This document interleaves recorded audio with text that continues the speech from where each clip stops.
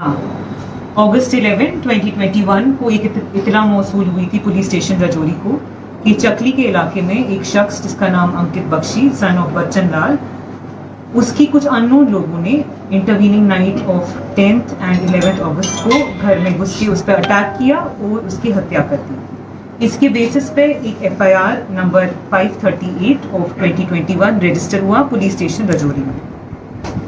इस केस की इन्वेस्टिगेशन के लिए DPO रजौरी ने एक स्पेशल इन्वेस्टिगेशन टीम बनाई headed by DSP headquarter under the close supervision of additional SP headquarter Rajouri. Special investigation team ने मौके पर जाके सीन ऑफ क्राइम को रिक्रिएट किया और जो लोग भी पास अक्वेंटेड थे इस केस के फैक्ट्स को लेके उनसे पूछताछ की, काफी लोगों के बयानात हुए। एट द सेम टाइम जितना भी टेक्निकल डेटा उस एरिया का रिलेटेड है, उस पर्टिकुलर रात का खासकर जबकि ये क्राइम अंजाम दिया गया, वो एनालाइज किया काफ़ी माइन्यूटली हमारी सिट ने। इस टेक्निकल डेटा और recreation of scene of crime और जो तमाम बयानात थे लोगों के उस एरिया में, उसके बेसिस पे कुछ सस्पेक्ट्स की जीरो इन की और जिनकी क्वेश्चनिंग स्टार्ट की। अल्टीमेटली 3 मेन सस्पेक्ट आइडेंटिफाई हुए हैं इस केस में। सस्पेक्ट अक्यूज नंबर 1 उसमें Priya Bakshi, daughter of Bachchan Lal, RO Chakli. Accused number 2 Rajan Sharma, resident of Chingas. Accused number 3 resident of Sangpur, जिसका नाम अभी विदहेल्ड है जब तक उसकी एज वेरीफाई ना हो जाए, because there is a chance that he may be a juvenile. If it turns out he is not, we will disclose the name in public. Investigation के दौरान ये पता चला कि अक्यूज नंबर 1 प्रिया बख्शी और अक्यूज नंबर 2 राजन शर्मा ये एक रिलेशनशिप में थे पिछले तकरीबन 1 साल से।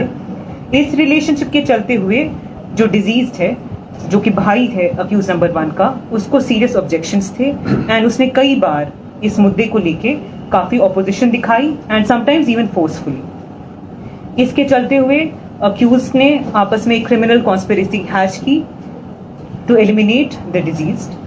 इसमें अक्यूज नंबर 3 का भी साथ रहा अक्यूज नंबर 2 को। इस केस में फर्दर अरेस्ट भी हो सकते हैं, इसकी फर्दर इन्वेस्टिगेशन अभी जारी है।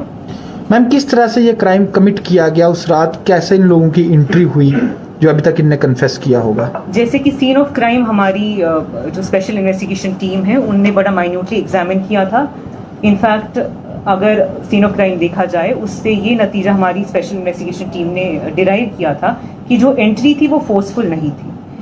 फोर्सफुल नहीं थी तो उसके कुछ ही कंक्लूजन्स ड्रॉ किए जा सकते हैं कि आइदर कोई अंदरूनी इंसान ही है जिसने एंट्री दी थी या फिर इजी एक्सेस थी जो कि अक्यूज है।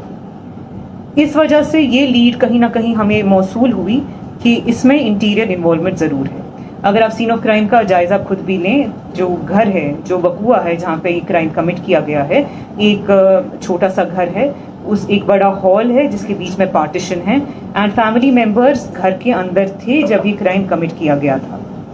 उसके बाद जितना भी टेक्निकल डेटा एनालाइज किया हमारी टेक्निकल टीम ने और हमारी सिट ने मिलके, जीरो इन की गए नंबर्स के जो उस एरिया में एक्टिव थे उस पर्टिकुलर मौके के दौरान, उनका आपस में कोरिलेशन निकाल के ये पता चला कि जो रिलेटिव थी डिजीज की, one of the sisters of the disease, उसका राब्ता अक्यूज के साथ कंटिन्यूसली था एंड जो हमारा जो टाइम लाइन है जिसके बीच में ये क्राइम कमिट किया गया था, उनकी प्रेजेंस, उनकी एक्टिविटी उससे पहले और उसके बाद में ये कंक्लूजन सपोर्ट करती थी कि उनकी प्रेजेंस एरिया में थी और उसके बाद नहीं थी।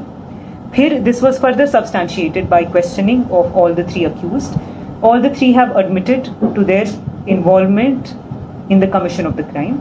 इसमें हम कुछ और अरेस्ट भी एक्सपेक्ट कर सकते हैं जो क्रिमिनल कॉन्स्पिरेसी का पार्ट था।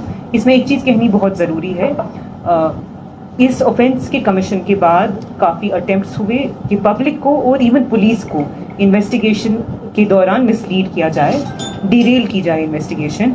हम उस एंगल को भी काफ़ी माइन्यूटली देख रहे हैं। मैम, जिस तरह से जो एक अक्यूज्ड है वो विक्टिम की सिस्टर है, कितना बड़ा चैलेंज ये राजौरी पुलिस के लिए था कि घर के अंदर से केस सॉल्व हुआ? और दूसरा मैम, ये भी सुनने को मिला है कि जो दूसरे 2 अक्यूज्ड हैं उनमें से भी कुछ लोग पोस्ट इंसिडेंट वहाँ पे देखे जाते थे ताकि वो जनरलाइज कर सकें और कॉमन उनका एक आइडेंटिटी रहे। वो कितना बड़ा चैलेंज साबित हुई?